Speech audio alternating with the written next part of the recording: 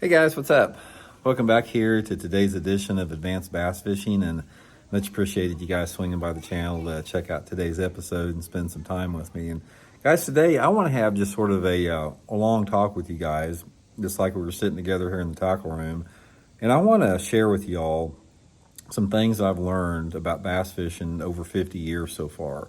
Things that have given me reproducible results. I mean, I've learned a ton, and we could talk a week about it or more. But I want to talk about some of the highlights of the things that really stand out to me that has really helped me catch more fish and become a better angler. And I think passing that along to you guys is really going to help you out as well. So we're going to get into that today. And also, guys, before we get started, I just want to extend a big thank you out there to everybody that's been doing your part to support advanced bass fishing, man. If you're using and bookmarking that tackle warehouse link of mine in every video description to buy your tackle, you're doing more than your share to support the channel. Really appreciate that, and all the other links, and subscribe to the channel. So I just want you to know that me and my family really appreciate everybody that's doing that for the channel. So thank you very much for that. Okay, one of the things about bass fishing that's sort of like, it's the greatest thing about it, but it's frustrating at the same time, is that you're never going to learn everything. You never want to learn everything. And fishing can be frustrating, and you think you got things figured out, and then you realize you don't. And that's what makes it the difficult sport, and the most difficult sport in the world. I say that all the time on my channels. People say, "Oh, Randy, you don't know what you're talking about. Rock climbing's more difficult, or pro football, or whatever."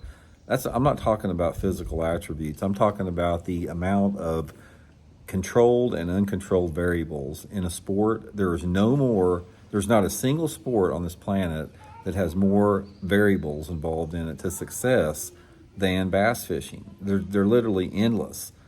So one of the things that you have to do in bass fishing is you have got to simplify, and you've got to compartmentalize things, because if not, you're going to get overwhelmed. Even if you're a seasoned angler, it can be overwhelming.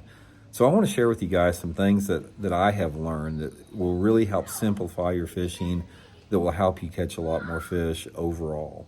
Okay, first of all, one of the things about it is you have got to, in order to catch fish, you've got to be able to consistently find fish and put yourself in the areas where fish live.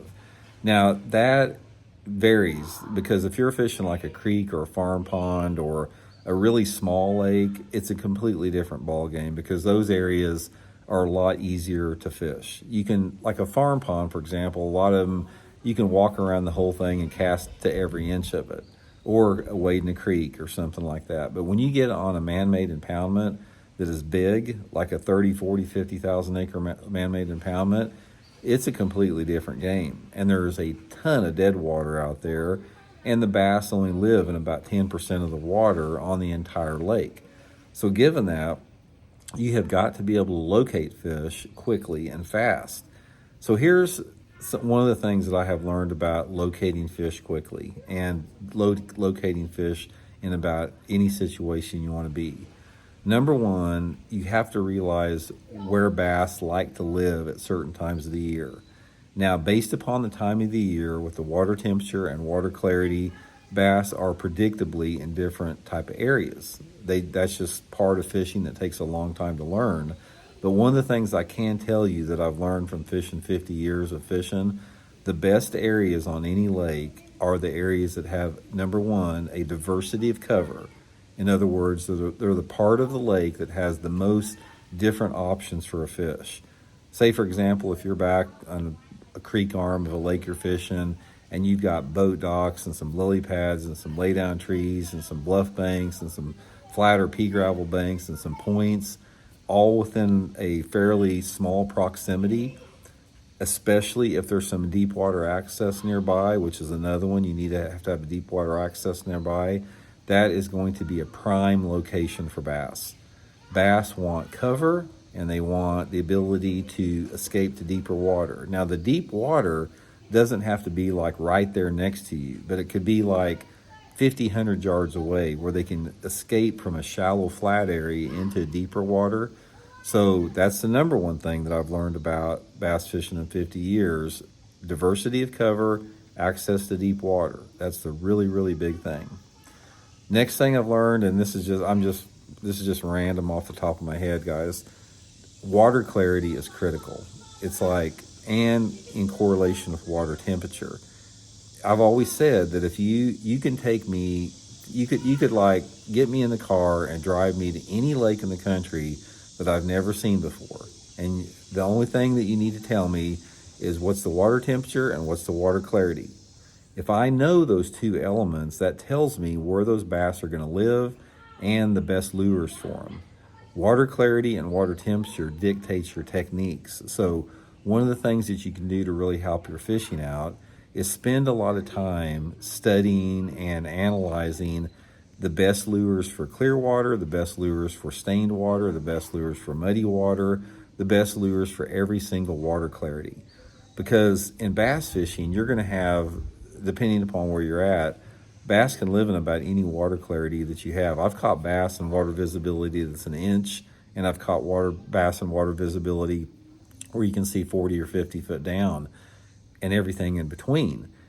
Every water clarity gradient, in other words, 1 foot of visibility, 2 foot of visibility, 3 foot of visibility, has different lures and different colors and different shades of colors that produce the best within those water clarities. Another thing with that to remember is that when you're trying to determine the best lure color, it's not just the water clarity, but it's the sunlight intensity. Because if you have, say for example, you're fishing a lake that's got a foot of visibility and you got a bright sunny day where the sun's straight overhead, the light intensity and the water clarity will increase in that water with that bright sun intensity.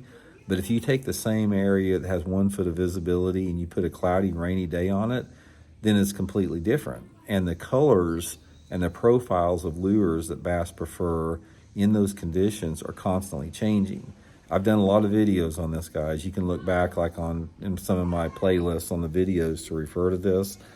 But in general, one of the things that you're going to find about is that bass in muddy water or dirty water, they like some type of a bright, flat finish, like a pearl or chartreuse. You know, bass on windy days in that in-between water, a lot of times they like a metallic finish. And bass in very clear water and bright sunlight conditions like more of a translucent finish. And it's the same with soft plastics or jigs. Clear water bass like more of a natural hue, like a green pumpkin or watermelon. As the water gets more dirtier, they want a darker lure that will silhouette like a June bug or black or something like that. So this whole conversation about studying water clarity and water temperature is a lifelong pursuit. Really, really think along those terms when you're trying to determine lure category and profile. And that gets into the next one, lure profile, water displacement. One of the things that you're going to find out about bass is that I have found out about them is bass get into very specific moods. Their personalities change in an unexplainable way. Sometimes they want a lure that has a tight wobble on it that barely wobbles like that. Sometimes they want a big wide wobbling lure. And what makes them prefer a different water displacement or a different vibration or a different color or a different size is based upon all of the external variables that we talked about. Wind direction, wind speed, water clarity, water level, fishing pressure. There's a ton of variables that go with that will determine that. But ultimately, and this is another thing that I've learned about fishing for bass for 50 years, is that you have to experiment to see what they want. Let the fish tell you what they want. You have to have a basic foundational starting point, but you always wind up modifying it and tweaking that when you get out on the lake if it doesn't work. So say, for example, say we go out there and we're going to fish a green pumpkin plastic worm around boat docks with 3.5 foot of visibility. And we think the green pumpkin is going to be the deal. And we get out there and the green pumpkin's not working. Now the next step to that, maybe I take that green pumpkin and I dip the tail chartreuse, and then it may or may not start working. Maybe I go to a 420 color, or maybe I go to a June bug color, or maybe instead of a 4-inch plastic worm, I go to a finesse jig. You always have to experiment to see what the bass want. And they tell you pretty quick, because let's go back to what I just talked about there.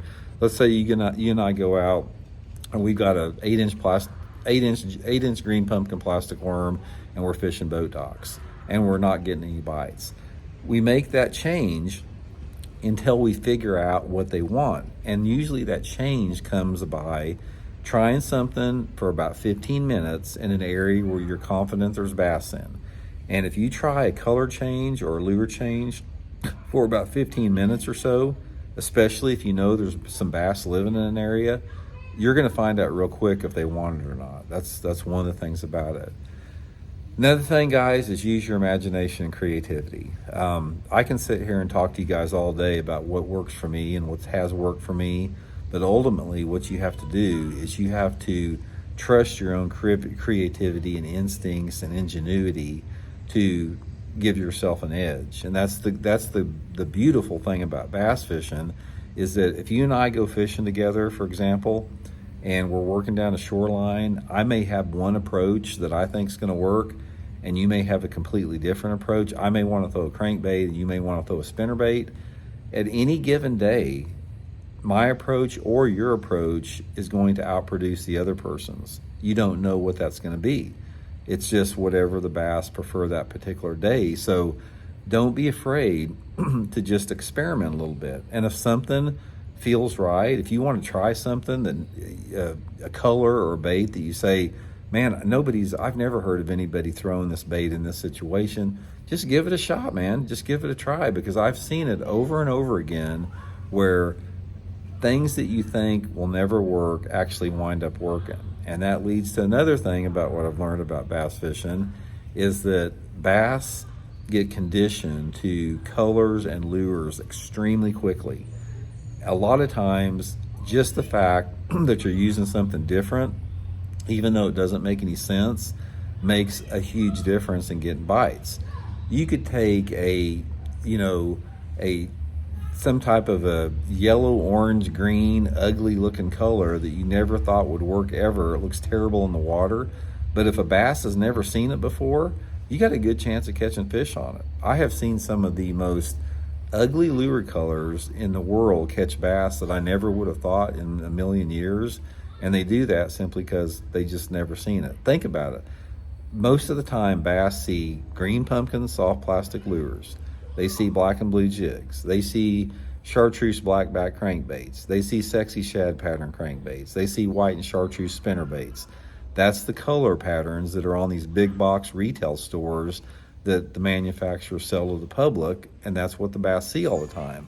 So just try something a little bit different. So anyway, guys, that's just a little video here. I could go on. We could sit here all day and talk about this. I could list it off. I'll do some more stuff in the future, but I just wanted to just sort of give you guys a little, this little video on some stuff out there that I've learned over the past 50 years, and hope it helps you catch some fish, and we'll talk later.